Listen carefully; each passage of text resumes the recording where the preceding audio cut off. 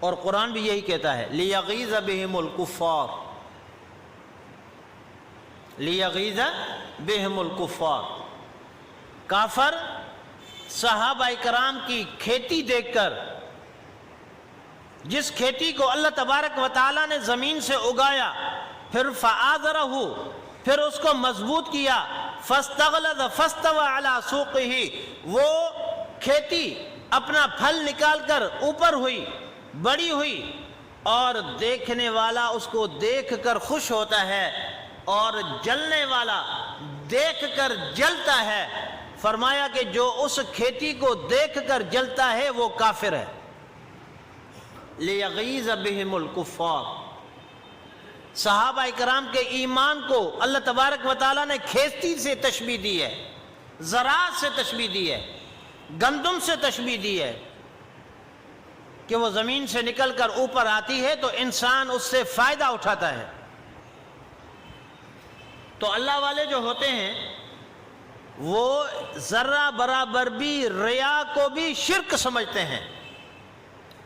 من صلی یرائی فقد اشرک، جس نے دکھاوے کے لیے نماز پڑھی اس نے شرک کیا۔ من صام یرائی فقد اشرک، جس نے دکھاوے کے لیے روزہ رکھا اس نے شرک کیا۔ یا رسول اللہ، روزہ تو جب آدمی رکھتا ہے اس کی حالت غیر ہو جاتی ہے، گرمی ہونے کی وجہ سے اس کا منہ خشک ہو جاتا ہے، وہ اپنے سر کے اوپر آلہ اور گیلا کپڑا رکھتا ہے، بار بار نہاتا ہے اور سونے کی کوشش کرتا ہے تو نیند نہیں آتی۔ کوئی آدمی کہتا ہے کہ اس کو روزے نے شاید زیادہ تکلیف دی ہے، تو علامات سے یہ چیز معلوم ہو جاتی ہے کہ اس نے روزہ رکھا ہے۔ علامات سے یہ چیز معلوم ہو جاتی ہے کہ بن سور کر، سفید کپڑے پہن کر، خوشبو لگا کر، اور 1 بجے اذان آنے کے بعد مسجد کی طرف آنا شروع ہو جاتا ہے جمعے کی نماز کے لیے۔ لوگ دیکھتے ہیں ایسی بھی خوشبو لگائی ہوئی ہے کہ اس کی خوشبو دیکھ کر، سونگھ کر آدمی پتہ لگا لیتے ہیں کہ فلاں امام صاحب، فلاں قاری صاحب، فلاں آدمی جو مسجد میں جا رہا ہے۔ تو کیا یہ دکھاوا نہیں؟ اللہ تبارک و تعالیٰ فرماتے ہیں کہ اگر خوشبو لگاتے ہوئے تمہاری نیت میں یہ فطور آ گیا کہ میں دنیا کی بڑھیا خوشبو لگاؤں تاکہ لوگ میری خوشبو سونگھ کر اندازہ لگا لیں کہ یہ مسجد کی طرف جا رہا ہے، اس نے بڑے بڑھیا کپڑے پہن کر مسجد کی طرف چلنے لگا، صرف نیت یہ تھی کہ لوگ میرے کپڑوں کی تعریف کریں۔ اللہ تبارک و تعالیٰ فرماتے ہیں دنیا میں تو تیری تعریف ہوگی، آخرت میں تیرا کچھ بھی حصہ نہیں ہوگا۔ من لا خلاق له فی الآخرہ۔ یہ شرک ہے، یہ دکھاوا ہے، یہ ریا ہے، یہ سمعت ہے۔ آدمی شہرت کے لیے ایسا کام کرتا ہے۔ اللہ والے تو اپنی نماز کا، اپنے روزے کا، اپنے اعمال کا کسی کو پتہ تک نہیں لگنے دیتے۔ جیسے میں نے شاید اگلے جمعے میں آپ کو بتایا کہ ہدایہ جو ہماری نصاب کی، مدارس کے نصاب کی سب سے بڑی کتاب ہے، 4 والیوم میں اس کا حجم ہے، تقریباً 2500-3000 ہزار صفحات پر پھیلی ہوئی کتاب ہے۔ پوری معاشرت، دین، مذہب، عقائد، ایمان، طہارت اس میں سمویا ہوا ہے، اور جس نے اس سے لکھا اس نے روزہ رکھ کر اس کو لکھنا شروع کیا۔ روزہ رکھ کر مسئلہ لکھا، مسئلہ لکھنے کے بعد قرآن سے دلیل لی، حدیث سے دلیل لی، اور اس کے بعد عقلی طور پر دلیل پیش کی کہ یہ جو مسئلہ ہے قرآن سے بھی ثابت ہے، حدیث سے بھی ثابت ہے، یہ مسئلہ عقلی طور پر بھی ثابت ہے۔ مگر گھر والوں کو پتہ نہیں لگا کہ اس نے روزہ رکھا ہے کہ نہیں رکھا۔ انسان اپنے اندر ایسی چیز پیدا کر دے، ایسا ملکہ پیدا کر دے کہ ما سوی اللہ فہو باطل، اس کی رگ و ریشہ میں پیوست ہو جائے۔ ما سوی اللہ، ما خل اللہ باطل، اللہ کے علاوہ جو چیز ہے وہ باطل ہے، غیر اللہ باطل ہے۔ اللہ کے علاوہ کوئی چیز انسان کے عقیدے میں نہ ہونی چاہیے۔ نبی پاک صلی اللہ علیہ وسلم، انبیاء کرام، حضرت ابراہیم علیہ السلام جس کی اولاد میں سے حضرت محمد مصطفیٰ احمد مجتبیٰ صلی اللہ علیہ وسلم مبعوث ہوئے، وہ بھی ابراہیم کی دعا کا ثمر تھا، ربنا وابعث فیہم رسولا۔ اور ابراہیم کون تھے؟ حنفی مسلمان تھے، حنیف تھے، اور حنیف کہا جاتا ہے کہ باطل چیزوں سے منہ موڑ کر ایک اللہ کی طرف اپنی توجہ کرنا۔ کیا توجہ کی؟ گھر کا ماحول بت پرستی کا، اپنا والد اور باپ وہ بھی بت فروش، پورا معاشرہ بت فروشی میں، بت پرستی میں مبتلا۔ ما هذه التماثيل التي انتم لها عاکفون، یہ آپ نے تمثال بنائے ہوئے ہیں، صورتیں بنائی ہوئی ہیں، یہ آپ نے اس کا ایک ڈھانچہ تیار کیا ہوا ہے، اور اس کے آگے انتم عاکفون، تم جھکتے ہو۔ عاکفون مانا جھکنا، عاکفون کے معنی بیٹھنا، عاکفون کے معنی اعتکاف کرنا، عاکفون کی معنی اپنی عاجزی ظاہر کرنا، عاکفون کی معنی جب تک تو نہیں بخشے گا، جب تک میری بات پوری نہیں ہوگی، میں تیرا در نہیں چھوڑوں گا۔ معتکف بندہ یہی نیت کر کے اللہ کے گھر میں بیٹھتا ہے۔ صرف اعتکاف رمضان کے ساتھ خاص نہیں، کوئی آدمی یوں سمجھے صرف رمضان میں اعتکاف ہوتا کہ نہیں، ہر دن آپ اعتکاف کر سکتے ہیں۔ نیت کرنی ہے کہ اتنے وقت کے لیے میں اللہ کے در پر اپنی بات پیش کرنے کے لیے، اللہ کے حضور عاجزی کرنے کے لیے میں بیٹھ رہا ہوں۔ وہاں کیا کرنا ہے؟ موبائل نہیں استعمال کرنی، کسی سے بات نہیں کرنی۔ جب جس مقصد کے لیے آیا ہے تو اسی مقصد کو مد نظر رکھتے ہوئے اللہ کی طرف توجہ کرے، بس۔ کسی کے ساتھ بات کرے گا تو اس کا وقت ضائع ہوگا۔ دنیا کو چھوڑ کر، گھر والوں کو چھوڑ کر تم اللہ کے دروازے پہ آئے ہو تو اسی مقصد کو حاصل کیا جائے نا۔ مسجد میں بیٹھ کر جو آدمی گناہ کا کام کرے تو اس کا بیٹھنا ایسا سمجھے کہ رہے گا ہی جائے گا، فضول جائے گا۔ اور مسجد میں بیٹھ کر گناہ کا کام کیا ہے؟ یہی ہے کہ میں اعتکاف میں بیٹھا ہوا ہوں، موبائل کے ساتھ کھیل رہا ہوں، جیسے رمضان میں ہوتا ہے۔ جب موبائل نہیں تھی تو اس وقت کچھ نہ کچھ بچاؤ تھا۔ موبائل کی اجازت کیوں ملی؟ وجہ کیا؟ ہر ایک کے لیے تو اجازت نہیں تھی، مگر ہم نے اس کا غلط استعمال کیا۔ اجازت اس کو تھی جس کے لیے حکم تھا کہ اگر کوئی کھانا لانے والا نہیں، کھانا لے کے آنے والا نہیں، تو اس کو اجازت تھی کہ خود مسجد سے نکل کر کھانا لینے کے لیے گھر جائے۔ مسجد میں بیت الخلا نہیں، خمینی ہاؤس نہیں ہے جہاں آدمی اپنی ضروریات زندگی کو پورا کرے، وہ چیز نہیں ہے، یا خراب ہے تو اس کو اجازت ہے کہ وہ اپنی قضاء حاجت کے لیے گھر میں جائے، اجازت ہے۔ مگر جب یہ سہولتیں مسجد کے ساتھ ملحق ہو گئیں تو پھر اب علت ختم ہونے سے حکم ختم ہو جاتا ہے۔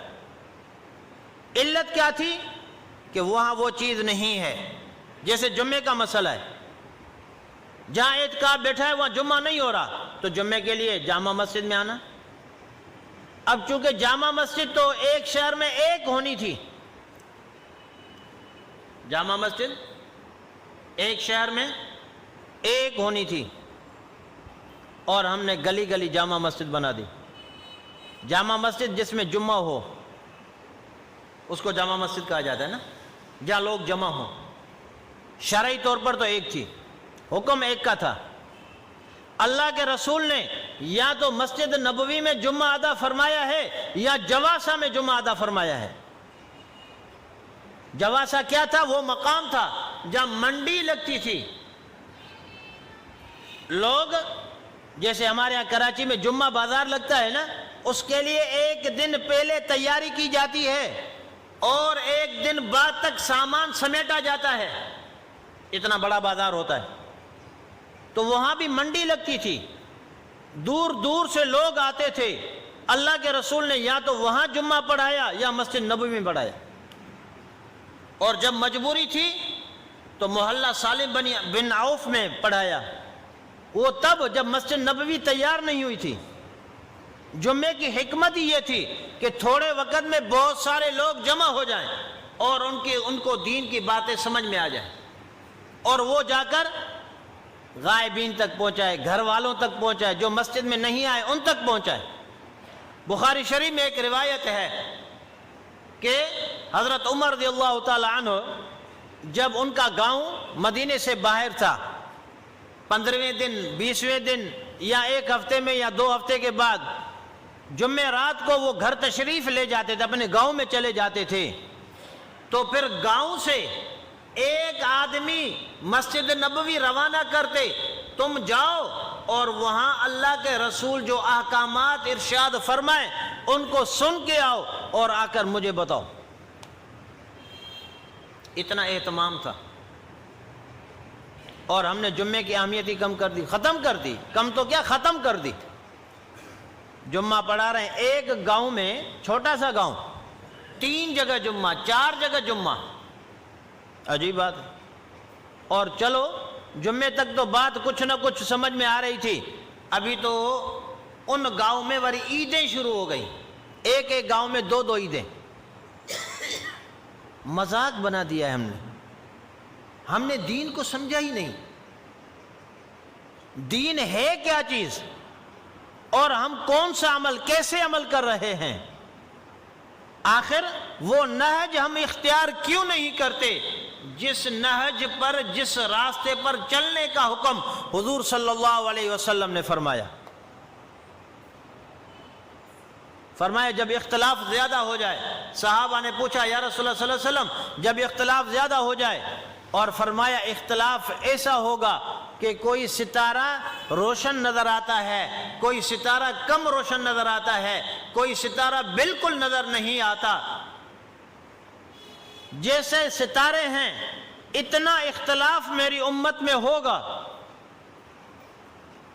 تو پھر ہمیں کیا کرنا ہے؟ اللہ کے رسول نے فرمایا ما انا علیہ واصحابی، جب تم میں اختلاف ہو تو پھر جس راستے پر میں ہوں، میرے صحابہ ہیں، اس راستے پر چلو گے تو اختلاف سے بچ جاؤ گے۔ حضرت ابراہیم علیہ السلام کے ساتھ کیا اختلاف تھا؟ معاشرے کا اختلاف، گھر کا اختلاف، قوم کا اختلاف، بادشاہ کا اختلاف۔ کس بات کا اختلاف تھا؟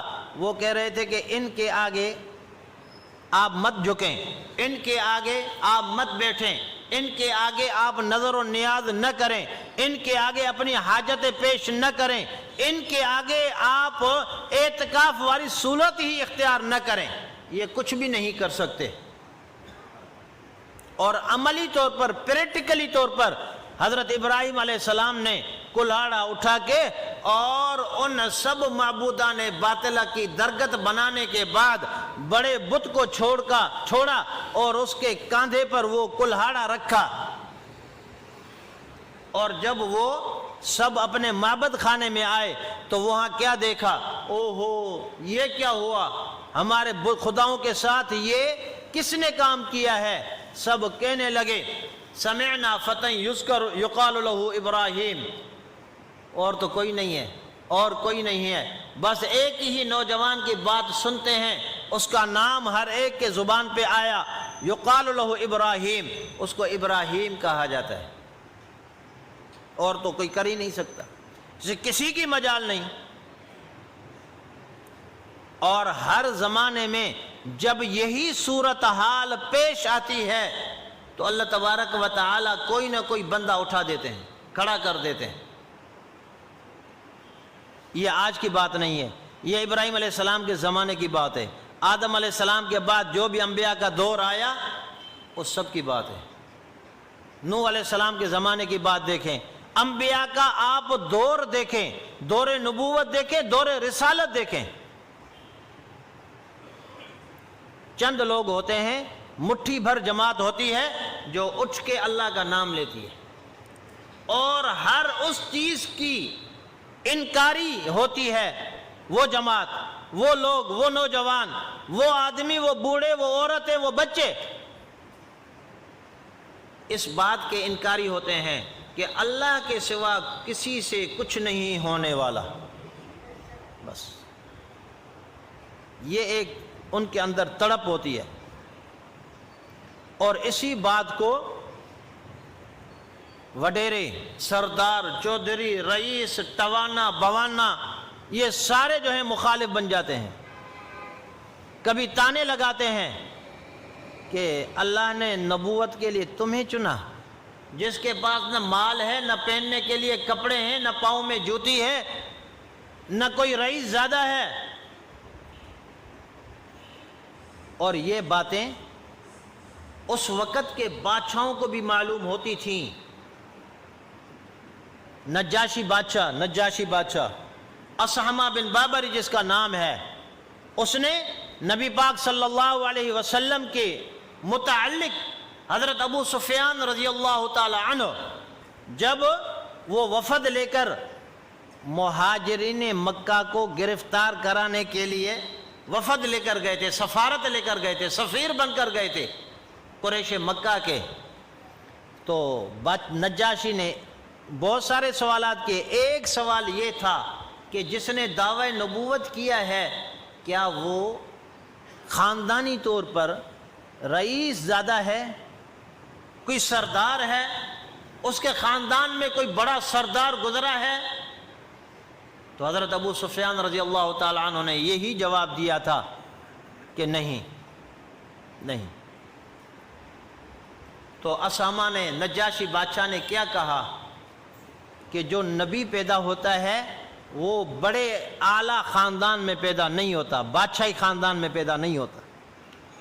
یہ اس کی علامت ہوتی ہے. کیوں؟ وجہ کیا ہے؟ لاجک کیا ہے؟ اللہ تبارک و تعالی غربا میں دین کی محنت والے لوگ کیوں پیدا کرتا ہے؟ اس کی وجہ کیا ہے؟ انبیاء کرام کی جماعت آخر ایسے قبیلوں میں کیوں پیدا ہوتی ہے جو معاشرے کے اعتبار سے ان کا کوئی بڑا درجہ نہیں ہوتا؟ اس کی وجہ یہ ہی ہے کہ کل کلا کوئی یہ دعویٰ نہ کر سکے کہ جناب میرا پردادا تو بڑا رئیس تھا، سردار تھا، بادشاہ تھا، اس کے نیچے اتنی بڑی سلطنت تھی، اب اس کا جو پوتا آیا ہے 3 پشتوں کے بعد وہ اپنے آباء و اجداد کے منصب کو حاصل کرنے کے لیے اس نے دعوی نبوت کیا ہے. تبھی تو اللہ تبارک و تعالی نیک لوگوں کو زیادہ تر ایسے مقام اور معاشرے کے اس حصے میں اٹھاتا ہے جو تقریباً غریب ہوتے ہیں. کل اخبار میں نے عجیب بات دیکھی، ملا عمر کا گھر، کچا سا مکان، اور اس نے جو تحریک اٹھائی کل 7 بندے، پھر 50، پھر 313 یا 350 بس. اور وہ تحریک اٹھی کہ جس نے دنیا کے 3 سپر پاوروں کو جو لوہے کے چنے چبوا دیے، چھٹی کا دودھ یاد دلا دیا. کس وجہ سے؟ کیا وجہ ہے؟ غریب تھے، مدرسے کا ملا تھا، مسجد کا پیش امام تھا، قرآن اور تفسیر اور حدیث کی کتابیں اور فقہ کی کتابیں پڑھانے والا بندہ تھا، نوجوان سا تھا، مگر وہ عزم لے کر اٹھا کہ اسلام کے نام پر، جہاد کے نام پر ہم نے روس کو بھگایا، اور اس کا صلہ ہمیں یہ مل رہا ہے کہ اب آپس میں گھتم گھتا ہو گئے. نہیں، جہاد اس بات کی تعلیم نہیں دیتا. جہاد کا ثمرہ ہمارے سامنے یہ نہ ہونا چاہیے. اس وجہ سے وہ عزم توکل علی اللہ کر کے اٹھتے ہیں اور تقریباً 70% حصے پہ چھا جاتے ہیں. دنیا کو کیا تکلیف تھی ان سے؟ آپ ذرا اس بات کو سوچیں. امن تھا، آپ کی ہیروئن، اس کی پیداوار میں جو بنیادی چیز استعمال ہوتی ہے ڈوڈی، کوکنار، وہ ختم ہو گئی، اس کی پیداوار بند ہو گئی۔ امریکہ کی زیر سرپرستی چلنے والی ہیروئن کی فیکٹریاں جو تھیں وہ خاک چھاننے لگیں، اس کی عسکری بجٹ